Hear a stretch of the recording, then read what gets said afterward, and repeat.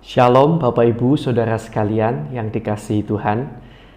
Puji Tuhan, hari ini Tuhan masih memberikan kita kesempatan untuk hidup. Dan hari ini masih bisa saat teduh lagi.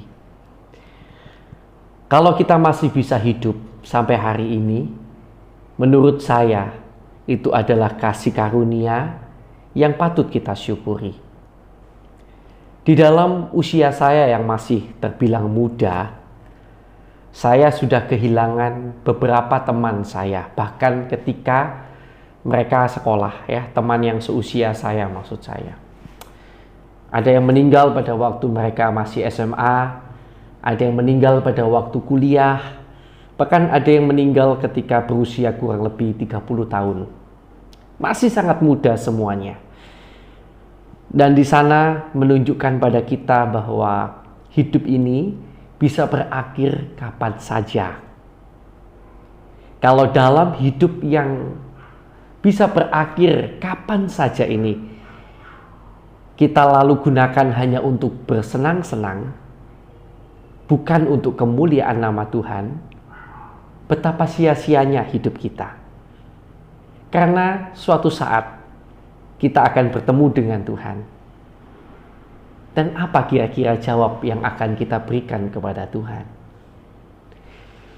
Karena itu kalau kita hari ini masih hidup, di mana waktu kehidupan kita ini tidak tahu sampai kapan akan berlangsung, mari kita gunakan sampai memutih rambut kita sepenuhnya untuk kemuliaan nama Tuhan. Mari kita akan pujikan satu pujian, sampai memutih rambutku, Kau putuskan aku menutup usiaku, ku kan selalu menyembahmu, oh Yesus Tuhanku, ku milikmu selamanya bagimu. Puji Tuhan.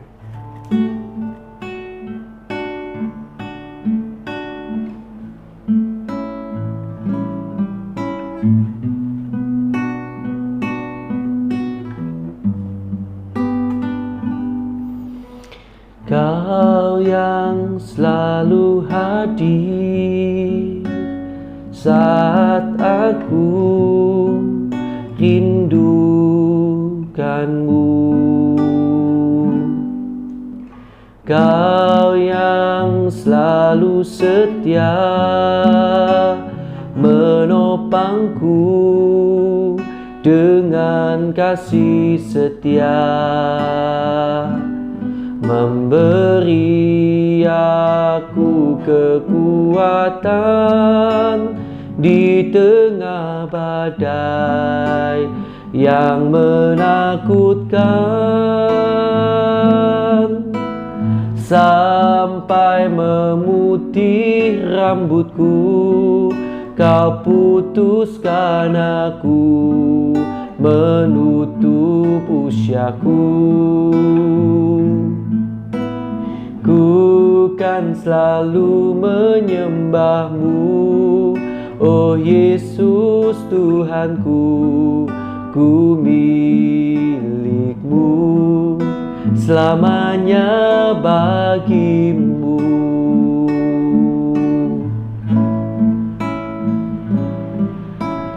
Kau yang selalu hadir saat aku rindukanmu.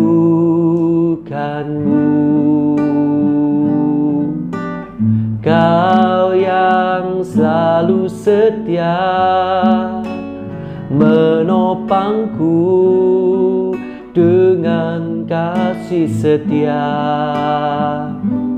memberi aku kekuatan di tengah badai yang menakutkan,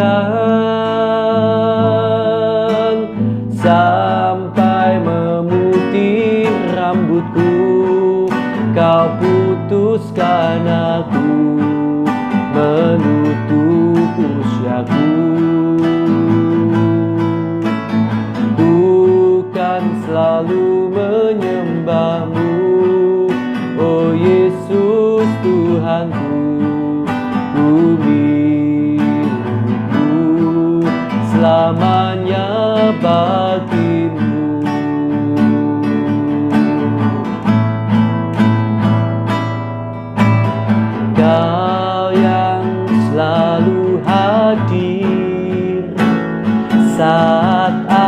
aku rindukanmu. Kau yang selalu setia menopangku dengan kasih setia, memberi aku kekuatan di tengah badai yang menakutkan, sampai memutih rambutku. Kau putuskan aku menutup usiaku. Ku kan selalu menyembahmu, oh Yesus Tuhanku. Ku milikmu selamanya bagimu.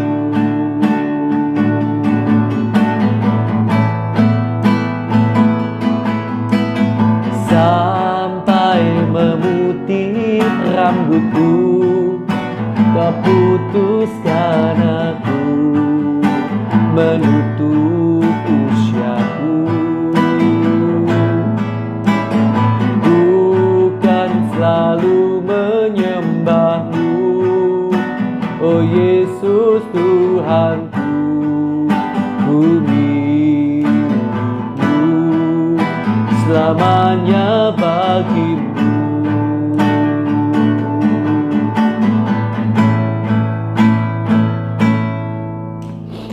Sampai memutih rambutku, kau putuskan aku menutup usiaku.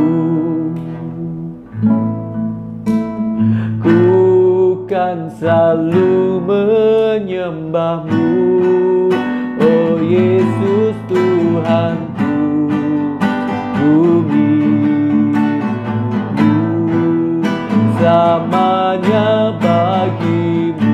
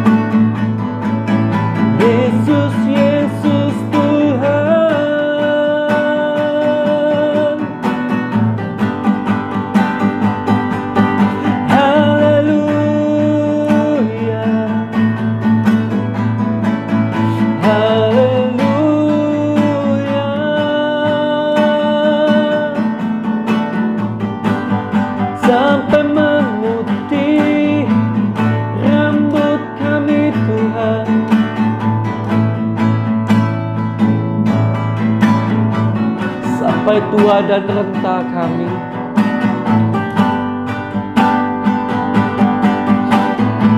Sampai nafas kami yang terakhir.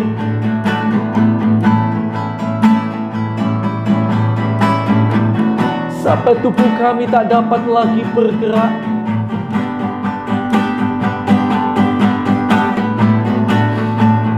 Tuhan, sampai akhir hidup kami.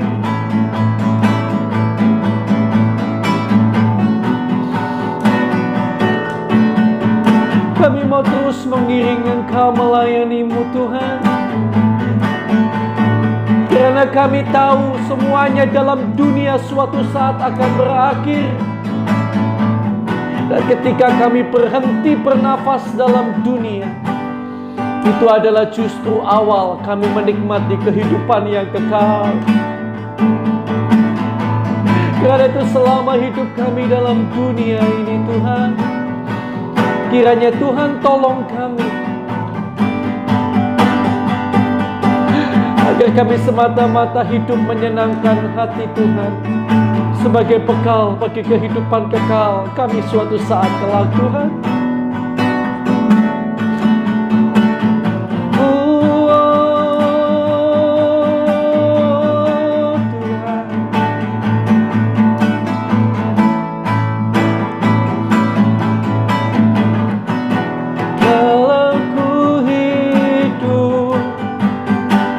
Hidup bagimu Tuhan.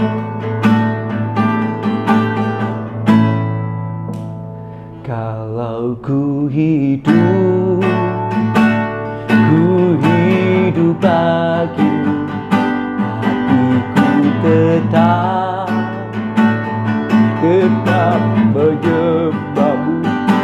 Dunia tak bisa menjauhkanku dari kasih-Mu.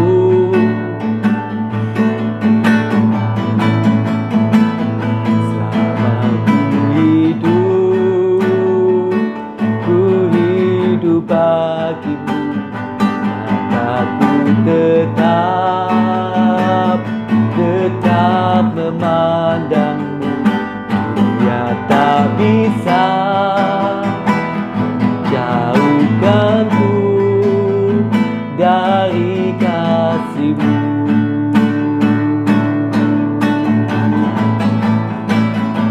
Kalau ku hidup bagimu, hatiku tetap menyembahmu. Dunia tak bisa menjauhkanku dari kasih-Mu.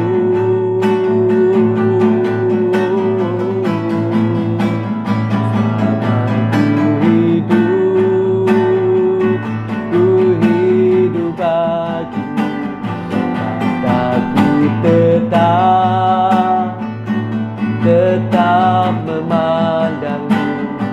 Dunia tak bisa menjauhkanku dari kasih-Mu. Kalau ku hidup Tuhan, ku hidup bagimu, hatiku tetap menyembahmu. Dunia tak bisa menjauhkanku dari kasih-Mu.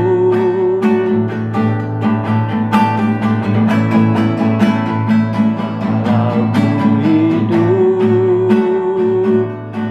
hidup bagimu, mataku tetap memandangmu.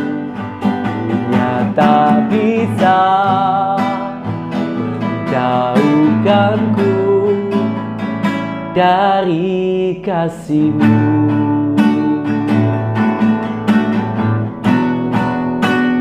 Dunia tak bisa menjauhkanku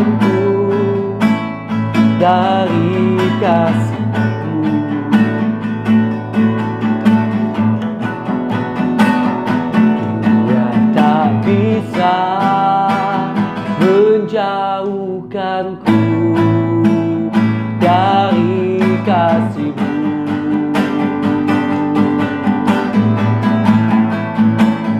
Dunia tak bisa,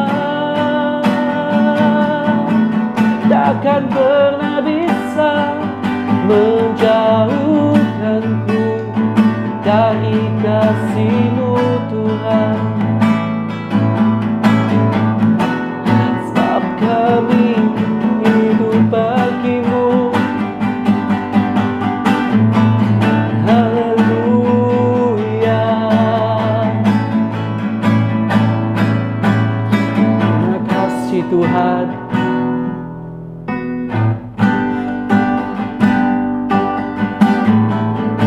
Kalau kami hidup bagi-Mu Tuhan. Karena kami sadar kami telah ditebus dengan darah yang mahal. Dan Roh-Mu mencelikkan mata kami bahwa hidup yang kami hidupi di dunia ini hanyalah sementara. Engkau membuat mata kami terbuka, membuat kami mengerti bahwa ada kehidupan kekal yang jauh lebih penting daripada hidup di dunia ini. Terima kasih Tuhan, terima kasih Engkau membuat kami menjadi orang-orang yang memahami dan mengerti bahwa kami seharusnya hidup bagi-Mu Tuhan. Dan itulah yang ingin kami kerjakan. Kami hidup bagi-Mu. Kami hidup bagi-Mu. Kami hidup untuk kemuliaan nama-Mu. Terima kasih Tuhan. Dan sekarang kami mau bersama-sama membaca kebenaran firman-Mu. Urapi kami dengan Roh Kudus-Mu. Kuatkan kami Tuhan. Berbicaralah karena kami rindu mendengarkan firman-Mu. Dalam nama Tuhan Yesus Kristus. Haleluya. Amin. Puji Tuhan. Haleluya. Baik. Ya. Baik, puji Tuhan, kita akan bersama-sama melanjutkan pembacaan Alkitab kita. Oke, dan kita sudah sampai ya di 2 Korintus. Ya, 2 Korintus pasal yang ke-5 ya, 2 Korintus pasal yang ke-5. Karena kami tahu bahwa jika kemah tempat kediaman kita di bumi ini dibongkar, Allah telah menyediakan suatu tempat kediaman di surga bagi kita, suatu tempat kediaman yang kekal yang tidak dibuat oleh tangan manusia. Selama kita di dalam kemah ini, kita mengeluh karena kita rindu mengenakan tempat kediaman surgawi di atas tempat kediaman kita yang sekarang ini. Sebab dengan demikian kita berpakaian dan tidak kedapatan telanjang. Sebab selama masih diam di dalam kemah ini, kita mengeluh oleh beratnya tekanan, karena kita mau mengenakan pakaian yang baru itu tanpa menanggalkan yang lama, supaya yang fana itu ditelan oleh hidup. Tetapi Allah lah yang justru mempersiapkan kita untuk hal itu, dan yang mengaruniakan Roh kepada kita sebagai jaminan segala sesuatu yang telah disediakan bagi kita. Maka oleh karena itu, hati kami senantiasa tabah, meskipun kami sadar bahwa selama kami mendiami tubuh ini, kami masih jauh dari Tuhan. Sebab hidup kami ini adalah hidup karena percaya, bukan karena melihat. Tetapi hati kami tabah dan terlebih suka kami beralih dari tubuh ini untuk menetap pada Tuhan. Sebab itu juga kami berusaha, baik kami diam di dalam tubuh ini maupun diam di luarnya, supaya kami berkenan kepadanya. Sebab kita semua harus menghadap tahta pengadilan Kristus, supaya setiap orang memperoleh apa yang patut diterimanya, sesuai dengan yang dilakukannya dalam hidupnya ini, baik ataupun jahat. Pelayanan untuk pendamaian. Kami tahu apa artinya takut akan Tuhan, karena itu kami berusaha meyakinkan orang. Bagi Allah hati kami nyata dengan terang, dan aku harap hati kami nyata juga demikian bagi pertimbangan kamu. Dengan ini kami tidak berusaha memuji-muji diri kami sekali lagi kepada kamu, Tetapi kami mau memberi kesempatan kepada kamu untuk memegahkan kami, supaya kamu dapat menghadapi orang-orang yang bermegah karena hal-hal lahiriah dan bukan batiniah. Sebab jika kami tidak menguasai diri, hal itu adalah dalam pelayanan Allah, dan jika kami menguasai diri, hal itu adalah untuk kepentingan kamu. Sebab kasih Kristus yang menguasai kami, karena kami telah mengerti bahwa jika satu orang sudah mati untuk semua orang, maka mereka semua sudah mati. Dan Kristus telah mati untuk semua orang, supaya mereka yang hidup tidak lagi hidup untuk dirinya sendiri, tetapi untuk Dia yang telah mati dan telah dibangkitkan untuk mereka. Sebab itu kami tidak lagi menilai seorang juga pun menurut ukuran manusia. Dan jika kami pernah menilai Kristus menurut ukuran manusia, sekarang kami tidak lagi menilainya demikian. Jadi siapa yang ada di dalam Kristus, ia adalah ciptaan yang baru. Ia adalah ciptaan baru. Yang lama sudah berlalu, sesungguhnya yang baru sudah datang. Dan semuanya ini dari Allah, yang dengan perantaraan Kristus telah mendamaikan kita dengan dirinya, dan yang telah mempercayakan pelayanan pendamaian itu kepada kami. Sebab Allah mendamaikan dunia dengan dirinya oleh Kristus, dengan tidak memperhitungkan pelanggaran mereka. Ia telah mempercayakan berita pendamaian itu kepada kami. Jadi kami ini adalah utusan-utusan Kristus, seakan-akan Allah menasehati kamu dengan perantaraan kami. Dalam nama Kristus kami meminta kepadamu, berilah dirimu didamaikan dengan Allah. Dia yang tidak mengenal dosa telah dibuatnya menjadi dosa karena kita, supaya dalam Dia kita dibenarkan oleh Allah. Puji Tuhan. Ada satu ayat yang Tuhan taruh dalam hati saya, yaitu di pasal yang kelima, ayat yang pertama. Ayat yang pertama. Mari kita lihat ayat yang pertama. Karena kami tahu bahwa jika kemah tempat kediaman kita di bumi ini dibongkar, Allah telah menyediakan suatu tempat kediaman di surga bagi kita, suatu tempat kediaman yang kekal, yang tidak dibuat oleh tangan manusia. Puji Tuhan. Saudara yang dikasihi Tuhan, yang dimaksud dengan kemah tempat kediaman kita di dunia, itu adalah tubuh kita. Karena Alkitab itu menggambarkan diri kita sebenarnya itu adalah jiwa kita, gitu ya, tidak kelihatan. Dan jiwa ini selama dalam dunia ini memakai tubuh yang kelihatan ini, dan tubuh yang kelihatan ini diumpamakan sebagai kemah tempat kediaman selama di bumi. Ya. Dan ketika kita meninggal, bagaikan kemah ini, tubuh ini meninggalnya tidak bergerak lagi, itu bagaikan digambarkan seperti kemah yang dibongkar. Selesai. Maka tubuh kita tidak punya lagi kemah selama di dunia ini, tidak lagi punya kemah dalam dunia ini karena tubuh di dunia ini dibongkar. Kemudian kita akan beralih ke kemah yang baru, yaitu yang ada di surga, tubuh yang baru yang ada di surga, yang disediakan bagi Allah, di mana tubuh itu kekal adanya. Bisa dipahami ya sampai di sini ya. Jadi dalam ayat yang sederhana ini mengingatkan pada kita bahwa suatu saat hidup saya dan saudara dalam dunia ini akan berakhir. Tubuh ini akan dibongkar bagaikan kemah yang harus dibongkar, mau tidak mau, kapanpun waktunya, kita tidak tahu. Tetapi Tuhan ketika ini dibongkar, Tuhan sudah menyediakan tempat kediaman yang lain, tubuh yang baru yang ada di surga, dan itu kekal. Tidak akan dibongkar lagi, itu artinya kekal. Nah, karena itu izinkan saya memberikan sebuah pertanyaan bagi saudara. Lewat sebuah pertanyaan ini juga terkandung di dalamnya sebuah ilustrasi. Kalau saudara memiliki seorang teman yang melakukan sesuatu yang tidak wajar atau tidak umum. Seperti apa tidak wajarnya? Jadi begini, teman saudara ini sedang membangun sebuah rumah. Jadi anggaplah dia punya tanah dan dia sedang membangun rumah. Dan karena rumahnya sedang dibangun, dia tidak bisa dong menempati rumah itu. Atapnya belum ada dan lain sebagainya, tidak bisa ditempati. Maka dia harus kontrak dulu. Kos mungkin gitu ya, atau kontrak di tempat yang lain. Sampai rumahnya selesai dibangun. Namun teman saudara ini melakukan yang tadi saya katakan hal yang tidak wajar atau tidak normal.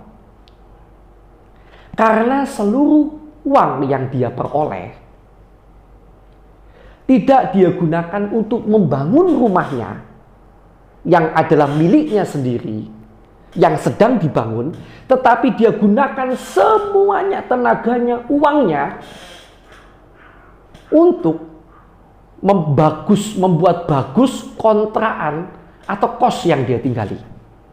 Jadi nggak wajar sekali dia gunakan semua uangnya, semua tenaganya untuk membuat jadi indah kos atau kontrakan yang dia tempati. Sampai-sampai dia tidak punya cukup uang, tidak punya cukup waktu untuk membangun rumahnya sendiri yang adalah miliknya. Padahal yang di tempat yang dia bagusi sekarang adalah kontrakannya atau tempat dia kos. Coba kalau dia melakukan hal yang tidak wajar ini, teman saudara ada yang melakukan hal yang tidak wajar ini. Saudara sebagai temannya akan melakukan apa? Pasti minimal timbul tanda tanya. Dan mungkin saudara akan bertanya, karena mungkin saudara dekat dengan dia, saudara akan bertanya, kenapa kamu melakukan hal yang aneh ini? Ini adalah tempat kosmu, ini adalah tempat kontrakanmu, kamu sibuk bikin bagus. Padahal kamu punya rumah sendiri yang sedang dibangun.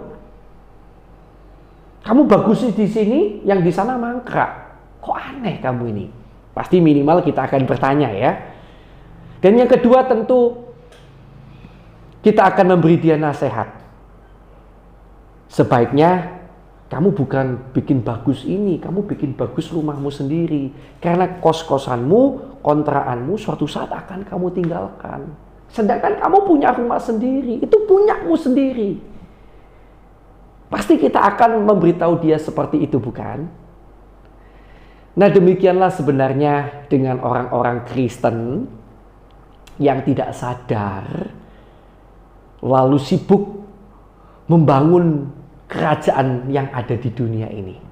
Sibuk mengejar kesenangan yang ada dalam dunia ini. Sibuk membangun hidup yang dalam dunia ini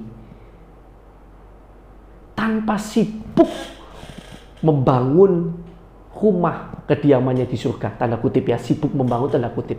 Artinya sibuk mengumpulkan harta di surga, sibuk menyenangkan hati Tuhan yang menyediakan tempat kediaman di surga. Sibuk dengan hal-hal duniawi. Itu seperti orang, teman saudara, yang tadi sibuk membangun kos-kosan atau kontrakannya. Itu nggak wajar sebenarnya. Kalau ada teman kita yang melakukan itu, kita tentu pengen menasehati dia supaya dia sadar betapa, bodohnya tindakan yang dia kerjakan. Dia punya rumah sendiri kok, yang sedang dibangun. Ya, dan itulah sebenarnya kita juga bisa jadi kita seperti teman kita yang bodoh itu. Yang sibuk membangun dunia ini tanpa sadar bahwa suatu saat ini akan kita tinggalkan dan kita akan menempati tempat kediamannya kekal di surga. Karena itu, lewat renungan hari ini izinkan saya mengingatkan saudara, jangan hidup saudara dan saya hanya sibuk untuk hal-hal duniawi, tetapi sibuklah untuk menabung harta di surga, mengumpulkan harta di surga, menyenangkan hati Tuhan, ya, karena suatu saat kita di sana untuk kekekalan. Ingat, kita di sana untuk kekekalan. Jadi yang di sana itu yang lebih penting, karena di sanalah rumah kita yang sebenarnya. Puji Tuhan, semoga ini membangun kita kembali, menyadarkan kita kembali, dan membuat kita kembali berlari-lari untuk membangun yang rohani lebih daripada yang duniawi yang suatu saat akan kita tinggalkan ini. Ya, puji Tuhan. Tuhan Yesus memberkati kita. Mari kita akan bersama datang kepada Tuhan. Kita berdoa lebih dulu buat firman yang baru saja kita dengarkan bersama-sama. Terima kasih Tuhan buat kebenaran firman-Mu. Kami bersyukur kiranya Tuhan lewat kebenaran firman-Mu benar-benar membangunkan hati kami untuk kembali kami mengejar apa yang rohani. Haleluya. Untuk benar-benar kami mengumpulkan harta di surga, bukan justru terikat dengan dunia ini yang suatu saat akan kami tinggalkan. Terima kasih Tuhan, terima kasih buat kebenaran firman. Kami bersyukur kepadamu Tuhan. Terima kasih Tuhan Yesus, meteraikan firman-Mu dalam hati dan hidup kami. Haleluya. Dan sekarang Bapak Ibu Saudara yang dikasihi Tuhan, mari kita akan berdoa untuk orang-orang yang kita kenal yang sampai hari ini mereka belum percaya dan terima Tuhan sebagai Tuhan dan Juru Selamat dalam hidupnya. Kita doakan untuk pertobatan dan keselamatan jiwa mereka. Haleluya.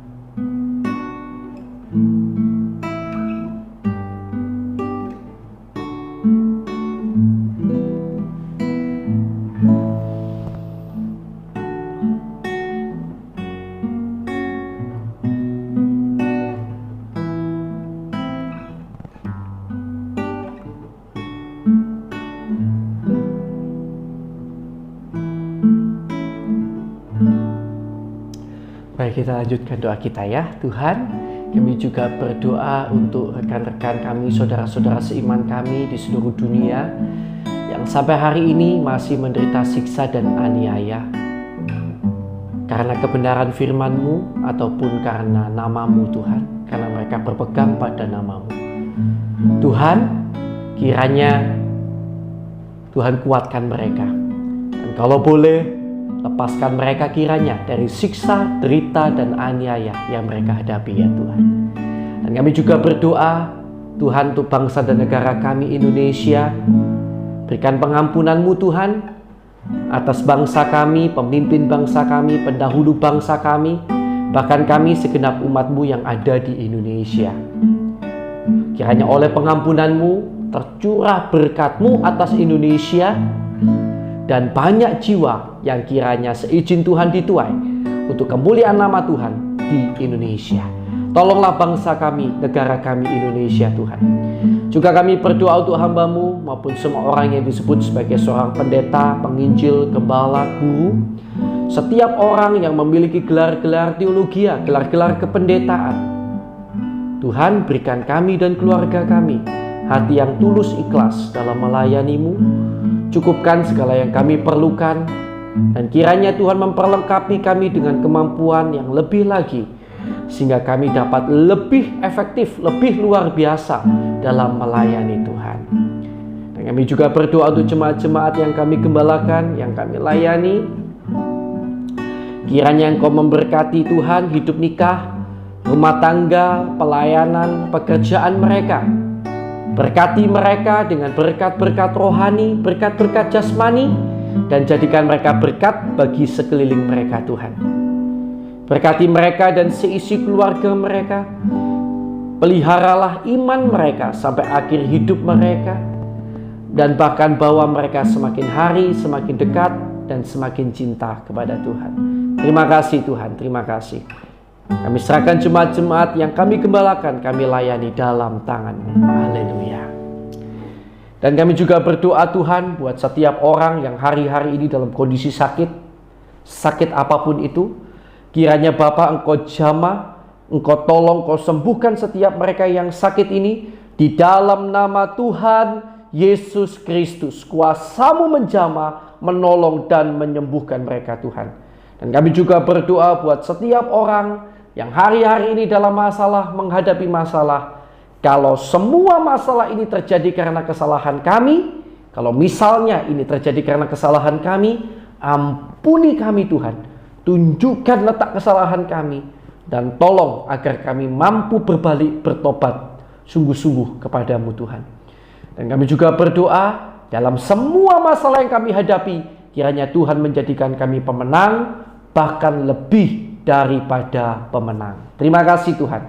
Dan jika masih ada kuasa kegelapan, kuasa iblis yang mengikat anak-anak Tuhan sehingga terus berbuat dosa, kami ikat, kami patahkan, kami usir keluar segala kuasa kegelapan ini hanya di dalam nama Tuhan Yesus Kristus. Kuasa darah Yesus menjamah, menolong dan melindungi kami. Terima kasih Tuhan. Terima kasih Tuhan. Kami bersyukur kepadamu. Dan sekarang saya persilakan untuk kita masing-masing berdoa bagi pergumulan doa kita. Haleluya.